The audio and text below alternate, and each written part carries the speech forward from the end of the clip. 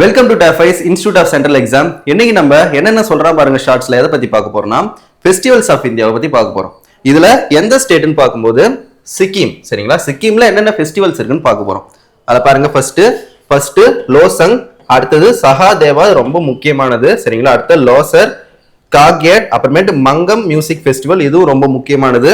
பும்சு, அடுத்தது பங் லாப்சோல்ன்றது தான் நம்ம சிக்கிமோட ஃபெஸ்டிவல்ஸ். சரிங்களா, அடுத்தது இதுல இருக்கிற ஒரு ஸ்டாட்டிக் ஜிகே பாயிண்ட் என்னன்னு பார்த்தா ஃபார்மேஷன். சரிங்களா, சிக்கிமோட ஃபார்மேஷன் எந்த வருஷம்னா 16th May 1975 வந்து ஃபார்மேஷன் ஆகும்.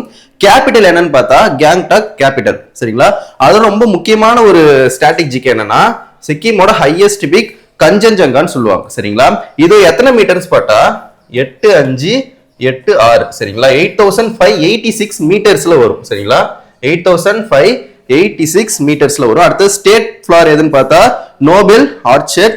அடுத்து ஸ்டேட் பேர்ட் எதுன்னு பார்த்தா பிளட் பெசன்ட். ஸ்டேட் அனிமல் எதுன்னு பார்த்தா ரெட் பேண்டா. சரிங்களா, இது ஒரு என்டேஞ்சர்டான ஸ்பீசியஸ் வகையில சேரும். சரிங்களா, ரெட் டேட்டா புக்னு நம்ம வந்து யூஎன் வந்து கொடுப்பாங்க தெரியுமா, அந்த ரெட் டேட்டா புக்ல வந்து இந்த ரெட் பேண்டா வந்து என்டேஞ்சர்ட்ல இருக்கு. சரிங்களா, இந்த ஷார்ட்ஸ் உங்களுக்கு புரிஞ்சிருக்கும்னு நினைக்கிறேன். தேங்க்யூ.